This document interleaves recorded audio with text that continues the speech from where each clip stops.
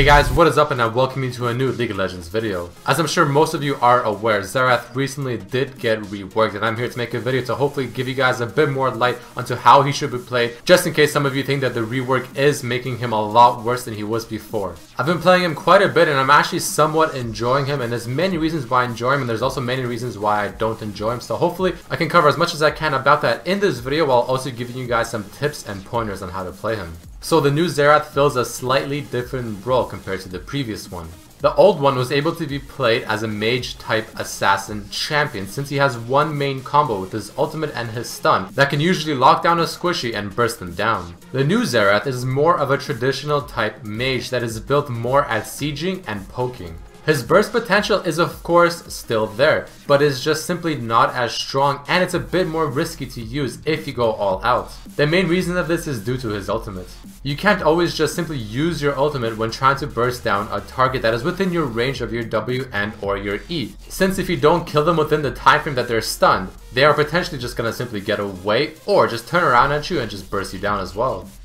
Take a look at this example. Here I'm standing on the side trying to find someone I can pick off. I see the ashes coming a little close. I land my stun, land my W right in the center. Throw the Q. It's not enough to kill her and I die. Now if I did have my ulti and use it there to finish her off, that would have even more further guaranteed the pull by Blitz. Since I'm so immobile while using the ulti, with the old Xerath I would have been able to combo the skills a lot better and finish her off a lot faster. One main reason is of course his ultimate makes him stand still, and after you're done standing still, the old Xerath will have a move speed buff just as he moves, but now you don't have that. With the old Xerath, comboing an E and your Q together for the stun and damage will technically do more damage and faster overall, since you have more time on using your ultimate, yet here, by the time you do your stun and fire your other skills, of course your Q and your W, and then use your ulti to finish off the targets, they are about to come out of the stun, and chances are you only got time for one guaranteed hit from your ultimates. With the old Xerath, you can just get all of your skills, even all 3 charges of your ultimate off really quickly before the stun even finishes.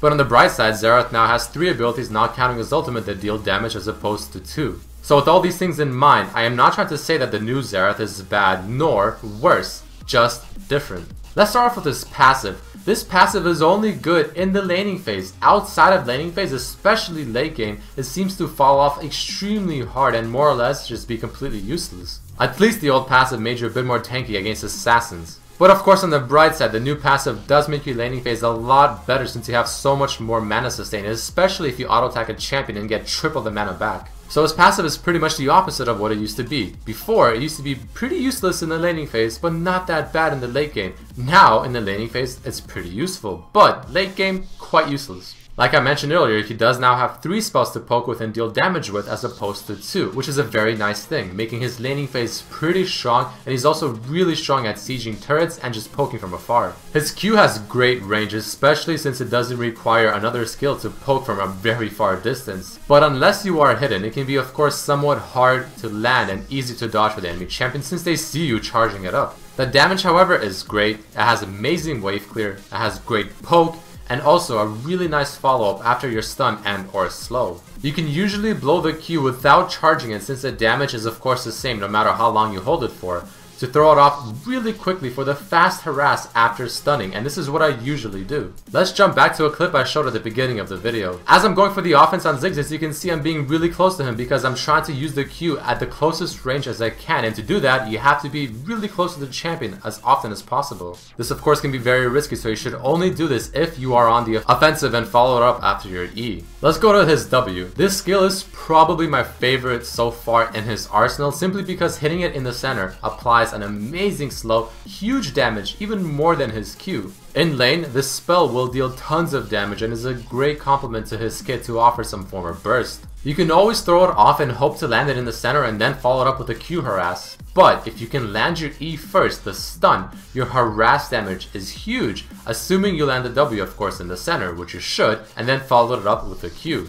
Looking at the clip I'm showing right now, you're gonna see a pretty decent example of this. This is only level 2, and of course I'm trying to harass as much as I can with the Q and W, landing most of them of course at W, not in the center there, but it is still pretty decent in poke, and as the clip keeps playing on, you're gonna see that LeBlanc goes for the CS, and I actually land my W, I believe in the center, does pretty nice damage, and I know that I'm in the offensive, so I walk up to her, start auto attacking her, and just really show my dominance in the lane. Once you get level 4 and level up your E, this becomes even easier. Because if you can land your E at the beginning and then follow it up with a guaranteed W center hit plus the Q, your damage is quite huge. His E of course now stuns by itself, making it pretty good and not as reliant on your other skills to actually get the stun off. The damage is mediocre compared to his other skills, which is why of course you should level it last, but the main use of course for this skill is just to be used as a setup. Don't forget that the farther the range, the longer the stun, meaning that you want to try and throw it as far as you can, but then start walking up a bit in the lane so you're in range of your Q at the minimum range. The typical combo in lane is just to land your E, throw in a W, land it in the center, and then follow it up with a quick Q. An important thing to remember is that holding your Q longer will not make it deal more damage, just have longer range. If you are trying to combo in your ulti as well, you want to try stunning while being in range of your Q's lowest range so you don't waste time charging it up, so you can simply stun,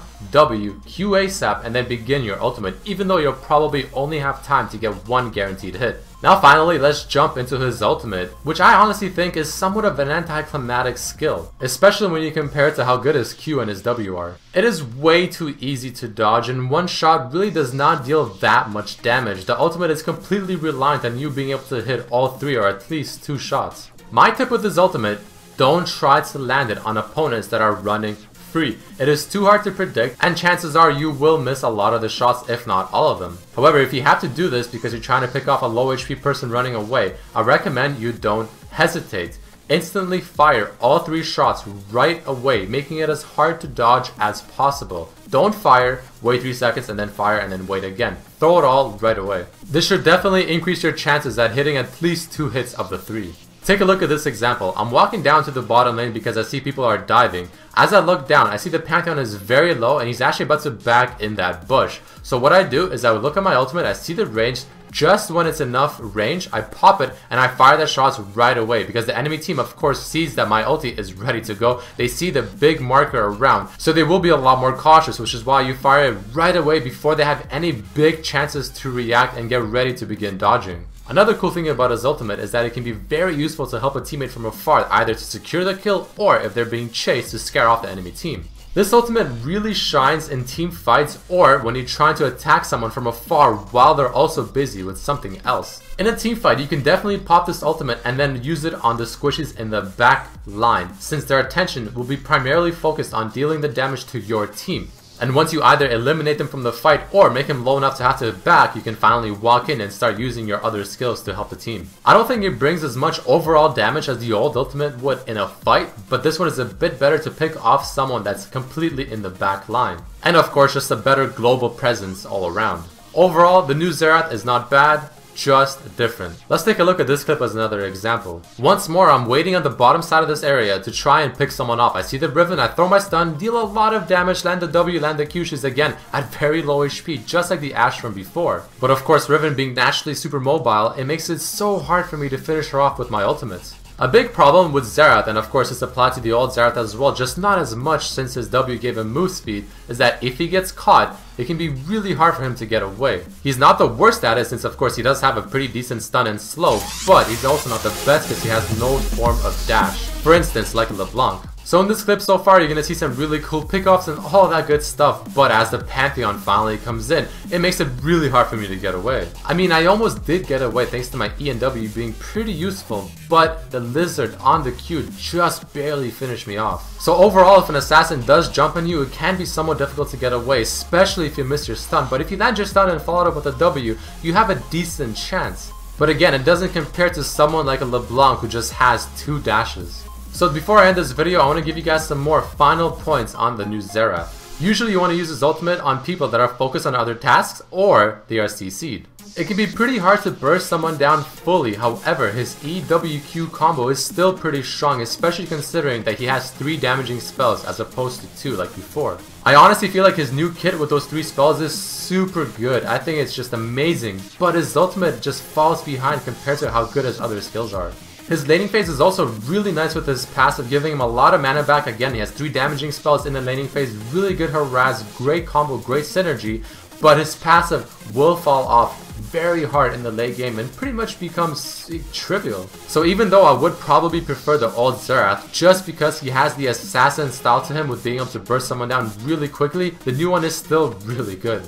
He's a lot better at dealing damage from afar and just overall better sustained damage as opposed to burst damage. And if you're on the edge of whether or not you should try him out or buy him or whatever the case may be, I do recommend trying him out. He's definitely not a bad champion. He's just different. But that's it for this video, guys. I really hope you learned something new and maybe will give the new Xerath a whirl. If you have any questions about this Xerath, please post it in the comments below and I will try to respond as many as I can. For skills, I quickly want to mention, of course, leveling Q, W, and then E, and then items is really situational, and you can just go standard AP magic items such as an Athene's, a Rabadon's, an Hourglass, and a Void Staff. But that does mark it for this video, guys. I hope you enjoyed it and I hope to see you next time.